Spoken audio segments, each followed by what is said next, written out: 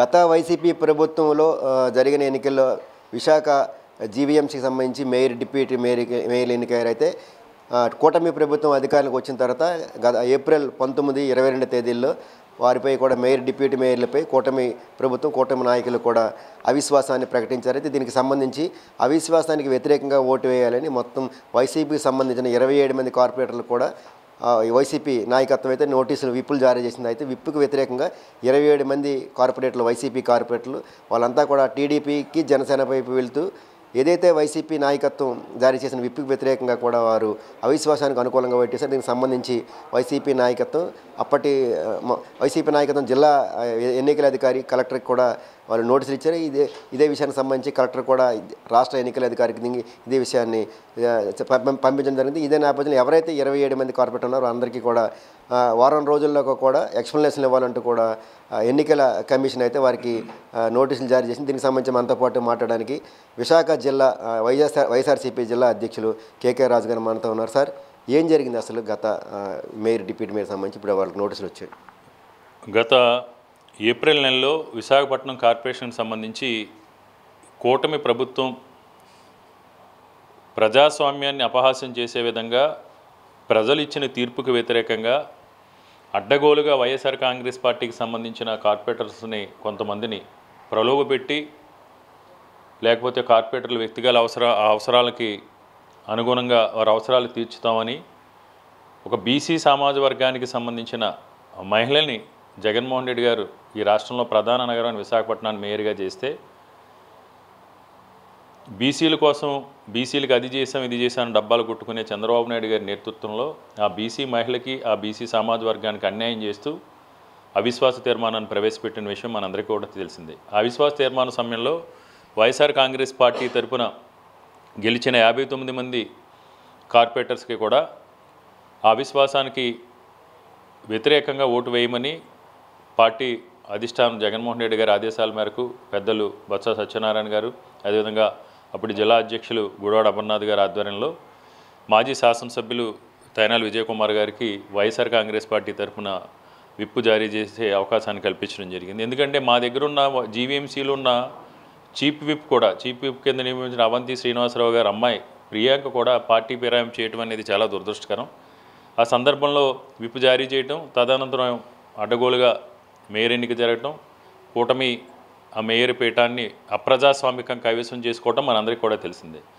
ఈ సందర్భంగా ఆ విప్పుకి సంబంధించి ఏదైతే విప్పు జారీ చేశామో ఎన్నికల అధికారిగా ప్రధాన అధికారిగా ఉన్నటువంటి ఆ ఎన్నికకు సంబంధించి కలెక్టర్ గారి ఆధ్వర్యంలో తర్వాత ఫాలోఅప్ చేసి ఆ అక్నాలజ్మెంట్స్ తీసుకుని ఆ అక్నాలజ్మెంట్ని మా మాజీ శాసనసభ్యులు తైనాల విజయకుమార్ గారు ఆ ప్రొసీజర్ అంతా కూడా చూసి ఏ విధంగా ఉంది, దీనికి రూల్ పొజిషన్ ఏంటి, యాక్ట్ ఏంటి, పార్టీకి సంబంధించి ఒక పార్టీ సింబల్ మీద గెలిచినప్పుడు వేరే పార్టీ సింబల్ మీద ఏ విధంగా వేరే పార్టీకి మద్దతు తెలపొచ్చు, దానివల్ల డిస్క్వాలిఫై చేసే అవకాశాలు ఉన్నాయని కోర్టుకు వెళ్ళటం, కోర్టు వారి ఆదేశాల మేరకు జిల్లా కలెక్టర్ గారు 27 మంది ఎవరైతే పార్టీ ఫిరాయించారో వాళ్ళందరికీ కూడా నిన్న నోటీసులు ఇష్యూ చేయడం జరిగింది. నోటీసులు ఇష్యూ చేయడమే కాదు, తప్పకుండా ఈ ప్రభుత్వం అడ్డగోలుగా న్యాయ వ్యవస్థల్ని కూడా మేనేజ్ చేస్తే తప్ప అదర్వైజ్ 100% 27 మంది కార్పొరేటర్లు కూడా డిస్క్వాలిఫై కాబోతున్నారు. భవిష్యత్తులో కూడా డిస్క్వాలిఫై అయిన తర్వాత ఒక కనీసం నాకు తెలుసున్న దాని ప్రకారం 6 సంవత్సరాల కాలం పాటు భవిష్యత్తులో వీరు మళ్ళీ ప్రత్యక్ష ఎన్నికల్లో పోటీ చేసే అవకాశం కూడా వీరికి ఉండదు.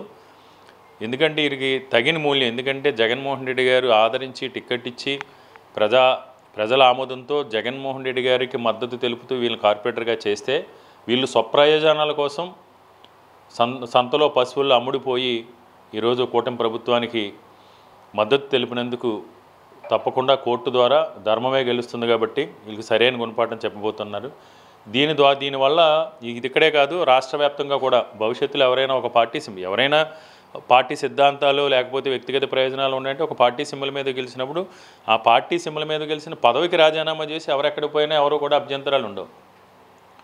కానీ అనైతికంగా ఒక పార్టీ సింబల్ మీద గెలిచి పక్క పార్టీకి వత్తాసు పలకడం, పక్క పార్టీ జెండా మోయటం, నువ్వు ఏ సింబల్ మీద గెలిచావు ఆ సింబల్ మీద గెలిచిన దానికి రాజీనామా చేసి పార్టీ మారినా ఎవరికి అబ్జెక్షన్స్ ఉండవు. కాబట్టి ఇది మంచి తీర్పు రాబోతూ ఉంది. దీనికి సంబంధించి పార్టీ అధిష్టానం అదేవిధంగా మాజీ శాసనసభ్యులు విజయకుమార్ గారు కూడా రెగ్యులర్గా ఫాలోఅప్ చేస్తున్నారు. చేసి తప్పకుండా దీనికి రాష్ట్రం మొత్తం కూడా ఈ పార్టీ ఫిరాయింపుల్లో స్థానిక సంస్థల్లో చాలా చోట్ల, చాలా కార్పొరేషన్లో కావచ్చు, మున్సిపాలిటీల్లో కావచ్చు, అదేవిధంగా మన ఎంపీపీలకి సంబంధించి కావచ్చు, ఇలాంటి కార్యక్రమాలు చేశారు. వాటన్నిటికీ కూడా ఇది సరైన గుణపాఠం కాబోతా ఉంది. గతంలో అది వైసీపీ నాయకులు అంటున్నట్టుగా గతంలో ఇదే ఇదే రకమైన వైఖరిని గతంలోని వైసీపీ ప్రభుత్వమే తీసుకొచ్చింది. ఆ కల్చరు మేము ఎవరిని బలవంతం చేయలేదు, మేము ఎవరిని ఇబ్బంది పెట్టలేదు, వారు ఇష్టపూర్వకంగా వచ్చారు తప్ప మేము ఎవరిని ఇబ్బంది పెట్టలేదు అనేది టీడీపీ కూటమి ప్రభుత్వ నాయకుల మాట. ఎక్కడా కూడా జగన్మోహన్ రెడ్డి గారు మాకు 2019 నుంచి 2024 కూడా ఏ పార్టీ మద్దతు కూడా, ఏ పార్టీ పైన గెలిచిన శాసనసభ్యుల మద్దతు కూడా మాకు అవసరం లేదు. కొంతమంది శాసనసభ్యులు జగన్మోహన్ రెడ్డి గారు చేస్తున్న సుపరిపాలన చూసి, జగన్మోహన్ రెడ్డి గారు చేస్తున్న అభివృద్ధి చూసి, జగన్మోహన్ రెడ్డి గారు చేస్తున్న సంక్షేమం చూసి, జగన్మోహన్ రెడ్డి గారి పట్ల ఆకర్షితులై జగన్మోహన్ రెడ్డి గారి నాయకత్వంలో పనిచేయాలనే ఉద్దేశంతో, ఒక మంచి ప్రభుత్వంలో భాగస్వాములనే ఉద్దేశంతో ఒక ఇద్దరో ముగ్గురో శాసనసభ్యులు తెలుగుదేశం పార్టీ పైన కలిసి జగన్మోహన్ రెడ్డి గారికి మద్దతు తెలపడం జరిగింది. అంతే తప్ప మేము ఎక్కడ కూడా ఎలాంటి అవిశ్వాస తీర్మానాలకి, లేకపోతే ఇలాగ అనైతికంగా ఒక మేయర్ని దించేయడానికో, ఒక ఎంపీపీని దించేయడానికో, లేకపోతే జిల్లా పరిషత్ చైర్మన్ని దించేయడానికో, ఇలాంటి దానికోసం ఎక్కడ కూడా అనైతిక రాజకీయాలు అనేది వైఎస్ఆర్ కాంగ్రెస్ పార్టీ చరిత్రలో కూడా ఎప్పుడు కూడా లేదు. గతంలో కూడా 2014 నుంచి 2019లో కూడా 23 మంది ఎమ్మెల్యేలను ఇలాగే సంతలో పశువులు కొన్నట్టు ఆ రోజు చంద్రబాబు నాయుడు కొనడం జరిగింది. ఇప్పుడు కూడా వైఎస్ఆర్ కాంగ్రెస్ పార్టీ ఒకటే స్టాండు, ఒక సిద్ధాంతం, 100% ఒక సిద్ధాంతం, నిబద్ధత కలిగిన పార్టీ వైఎస్ఆర్ కాంగ్రెస్ పార్టీ. దాని మీదే వైఎస్ఆర్ కాంగ్రెస్ పార్టీ, నిజాయితీ నిబద్ధత మీదే వైఎస్ఆర్ కాంగ్రెస్ పార్టీ రాజకీయాలు ఉంటాయి. గతంలో ఎంపీటీసీ కానీ జడ్పీటీసీ ఎన్నికల్లో వైసీపీ ప్రభుత్వం అనేక అక్రమాలకి, దౌర్జన్యాలకు పాల్పడింది. ఇప్పుడు జీవీఎంసీ కానీ లేకపోతే ఇతర మున్సిపల్ కార్పొరేషన్ సంబంధించి కానీ వాళ్ళు మీరు అంటుండగా పరిపాలన ఇష్టపడి, నాయకత్వం ఇష్టపడి, కూటమి తాలూకు పరిపాలన ఇష్టపడి వస్తున్నారు తప్ప మేము ఎవరిని బలవంతం చేయలేదు, ఇందులో ఎటువంటి ఒత్తిడి లేదనేది కూడా వారి వాదన. ఇప్పుడు 2019లో వైఎస్ఆర్ కాంగ్రెస్ పార్టీ అధికారంలోకి వచ్చిన తర్వాత స్థానిక సంస్థల ఎన్నికలకు కాదు, చంద్రబాబు నాయుడు గారి రాష్ట్రానికి రాలేదు.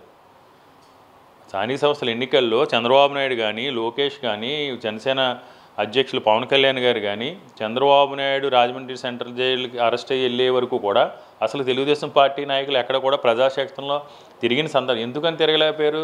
జగన్మోహన్ రెడ్డి గారు అద్భుతమైన పథకాలు అందిస్తున్నారు కాబట్టి. అసలు నాయకుడే, పార్టీ జాతీయ అధ్యక్షుడే రాష్ట్రంలో సరిగ్గా పట్టించుకోనప్పుడు స్థానిక సంస్థల ఎన్నికల్లో వాళ్ళేం పోటీ చేస్తారు? ఇది ఆడలేక మధ్యలో తెరవన్నట్టు స్థానిక సంస్థల్లో గతంలో జరిగిన స్థానిక సంస్థల ఎన్నికల్లో పార్టిసిపేట్ చేయలేక, బలం లేక, పోటీ చేసే సత్తా లేక ఒక మూల కూర్చుని ఆ నెపాన్ని, దౌర్జన్యాలని ఇవన్నీ వైఎస్ఆర్ కాంగ్రెస్ పార్టీ పై నెపని నెడుతూ ఉన్నారు. అది అందరికీ తెలిసిన విషయం. సరే, ఎలా ఉండబోతుంది? ఇప్పుడు 27 మంది కార్పొరేటర్లకు సంబంధించి నోటీసులు వచ్చాయి, వివరణ ఇవ్వాలని వివరణ కూడా అడిగారు. ఎలా ఉండబోతుంది నెక్స్ట్? 100% వీళ్ళు డిస్క్వాలిఫై అవుతారు. చట్టబద్ధంగా 100% కూడా వీళ్ళు డిస్క్వాలిఫై అవుతారు. ఇందాకే చెప్పాను, అదర్వైజ్ ఏదన్నా చంద్రబాబు నాయుడు గారికి ఉన్న కళల్లో న్యాయ వ్యవస్థను కూడా మ్యానిపులేట్ చేసి లేకపోతే ఇంకోటి చేస్తే తప్ప 100% డిస్క్వాలిఫై అవుతారు. తర్వాత భవిష్యత్తులో ఇక్కడి నుంచి నాకు తెలిసి ఒక 6 సంవత్సరాల కాలం పాటు ఏ ఎన్నికల్లోని కూడా ప్రత్యక్ష ఎన్నికల్లో పోటీ చేయడానికి వీరు అనర్హులు. ఎట్టి పరిస్థితి ఏదైతే విప్పు జారీ చేసే విప్పు సంబంధించి కూడా మా వైపు న్యాయం ఉంది. గతంలో కూడా అంటే జీవీఎంసీ మేయర్, డిప్యూటీ మేయర్ సంబంధించి కూడా అనైతికంగా వారంతా కూడా వారిని ఒత్తిడి చేసి ప్రలోభాల్లో పెట్టి కూడా మా వైపు నుంచి వారిని తీసుకెళ్ళి అన్యాయంగా ఒక బీసీ మహిళని మేయర్ పదం నుంచి దించారు. ఇదంతా కూడా అనైతికం అంటూ కూడా కేకే రాజు అయితే మండిపడుతున్న పరిస్థితి. ఖచ్చితంగా మాకు వైపు న్యాయం ఉంది. 27 మందిపై కూడా ఖచ్చితంగా డిస్క్వాలిఫై అయ్యే అవకాశాలు ఎక్కువ ఉన్నాయి. కూటమి ప్రభుత్వం ఎక్కడైనా ఎటువంటి మ్యానికులేట్ చేయకపోతే తప్ప ఖచ్చితంగా మేము విజయం సాధిస్తామంటే కూడా ఆయన ధీమా వ్యక్తం చేస్తున్నారు. వీడియో జర్నలిస్ట్ ప్రేమ్తో రాము, VV7 టీవీ, విశాఖపట్నం.